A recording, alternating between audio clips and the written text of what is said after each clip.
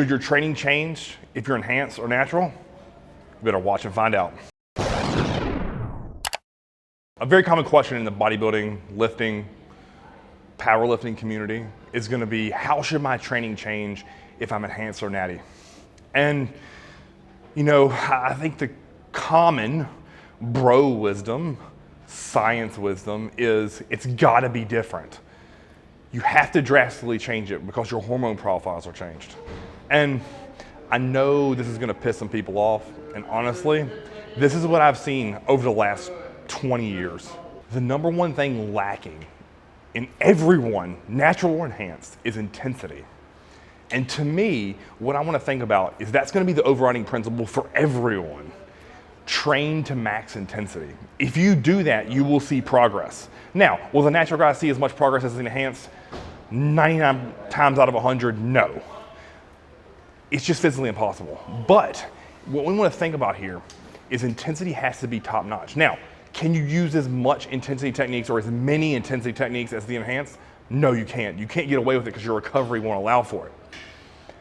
But when you take a work set to failure, it doesn't mean you leave reps in reserve.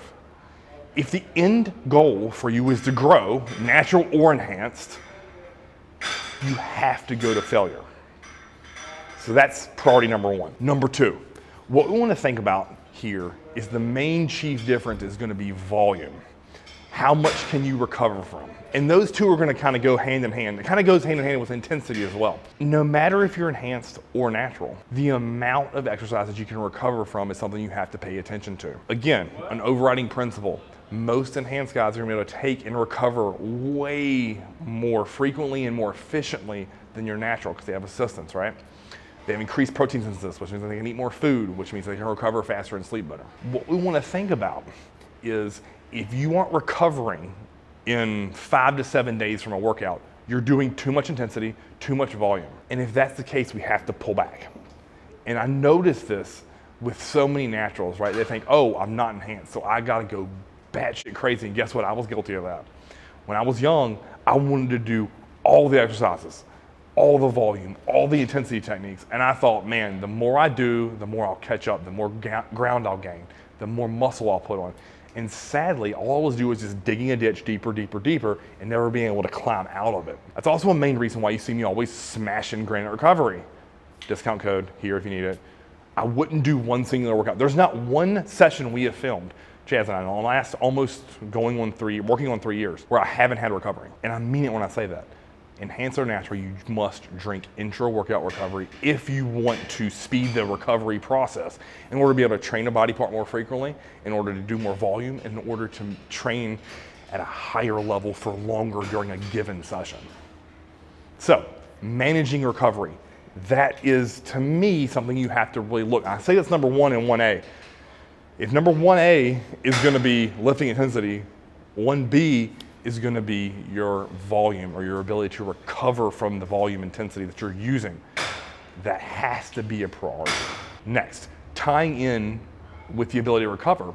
A lot of times what you'll find is if you're natural, you have to do 1 to 2 more rest days per week compared to your enhanced counterpart, right? So a lot of times what you'll find that I recommend beginners, even intermediates, or even low-level advanced guys who are natural, I recommend them training 4 days a week if they train hard. If they're sending me work sets and they're emptying the freaking tank, 4 days a week is more than adequate. I know you're gonna say, Chris, what's my split gonna look like? You could do push, pull, legs, arms. You could do the classic MD split, which is gonna be back, chest, shoulders, legs, arms. Doesn't really matter. You could do lower, lower, upper, upper. I'm not a big fan of that, but you could. But 4 days a week for most natural guys. Now, again, that stems back from recovery. If you're very diligent about everything that goes into your mouth, if you're on top of your sleep, rest, recovery, if you get regular chiropractic work, massage work, you foam roll, you stretch, you do your mobility, you may be able to get away with 5, 6 days of training. Now notice I said get away with, because we can always smash some more caffeine, watch some motivational videos of Ronnie slinging 800 pounds on a squat or deadlift, and find a way to come in and train. And then get a pump and be like, oh, this was effective. But if it's taking away from my 4 base days, to me, I'd rather just spend it resting. Because like I said, if you're willing to dump your tank on those 4 days of training, rest 3 and watch your progress. I'd be willing to bet you that most of you out there are training too much. That sounds crazy, right? I said at the beginning, you're not training hard enough. Now I'm saying you're training too much because there's too much junk volume. There's too many sets that are wasted. And if you watch this channel, you know that when we take a set and I put failure beside it, it's because I can't do it again. Mind your rest days. What you'll find is a lot of times people are like, oh man, if I rest, I'm taking a step backwards. No, you're allowing your body to rest, repair, so when you come back to train, you're ready to rip the weights apart. And that's one of the big things that I've noticed with people who like to train frequently, meaning 5, 6, 7 days a week, right? They're just going what I call going through the motions. I'd rather you go 4 days a week, balls to the wall, till you can't take one more, go home, rest, take the next rest day, come back, and you're ready to rip chest and shoulders apart. And you go home, you rest, recover, take the day off, do legs, smash them, wake up the next day, hammer arms, and you're ready. And you get a day off, and you're hitting back on Monday. I'm telling you, you'll see way more progress doing that. All right, this holds true, especially if you're in prep or a cut or you're in a calorie deficit, is you have to be mindful of your strength. And this is something you'll see me post on Instagram all the time. Now, if you're natural, you most likely will see a strength decline in all your power movements, right? So things like incline barbell press, squats, deadlifts, heavy bent over rows, heavy dumbbell rows, most likely you will see a decline in strength there. The deeper you get into a calorie deficit, the deeper you get into sub 8% body fat. That is a huge advantage that enhanced lifters don't have to worry about, because we're able to take, when we're in a calorie deficit, pump the body full of anabolics to take that strength up. So even though we're getting leaner, getting drier, getting harder, weight doesn't come off the bar. And that's why a lot of times you'll see a different look of someone on stage natural versus someone that's on enhanced, because the natural is going to tend to lose a lot of strength, and it's a more flat, deflated muscle, where an enhanced guy is going to be round, full, and bubbly because they didn't lose none. I've had preps where guys have lost 0 strength, actually gotten stronger through a prep while they get leaner. So it's just kind of playing by different rules there. So that's something you're going to have to be very mindful of. If you're natural out there and your strength is rapidly declining, you have to do something to address that, either nutritionally, when you train, the sleep you're getting, the rest you're getting, the time of day you may be training. You have to look at a bunch of different factors. It may come down to hydration and salt. I know it sounds silly, but I've seen that drastically impact people's workouts. Or it could just be here, a mindset.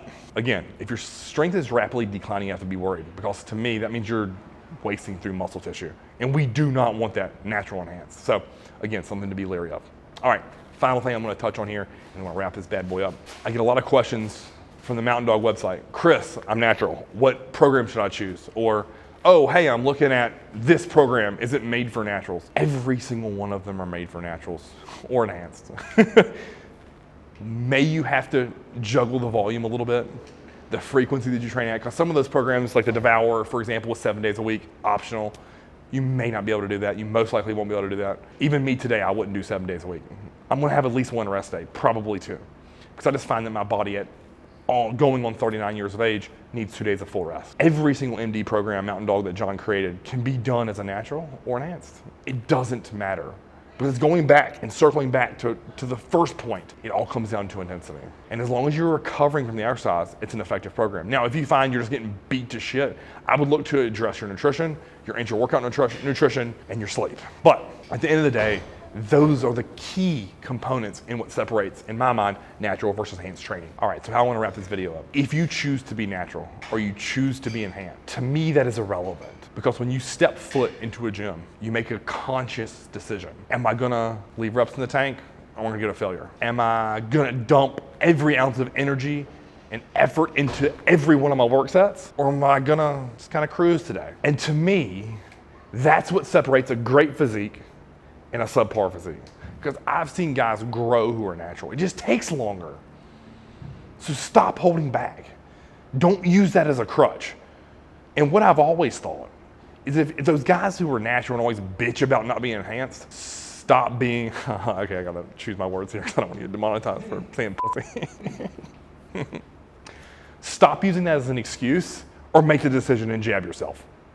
End of story. It's as easy as that. Because if you're not going that route, take it off the table. Don't use it as an excuse.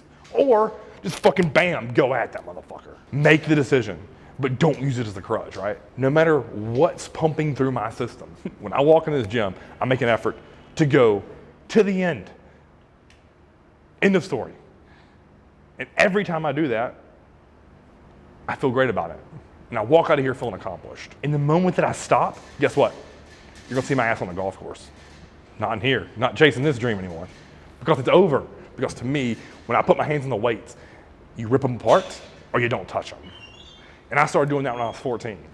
You step into a weight room, it's serious. Or you don't come at all. It's easy as that. So there's my opinion, guys. Natural enhance. That's how I'd modify and think about training. If you like this video, like, share, and subscribe. And if you're a bro scientist out there, I love it. If you're a real scientist, I'm sure you'll trash me in the comments. Until next time.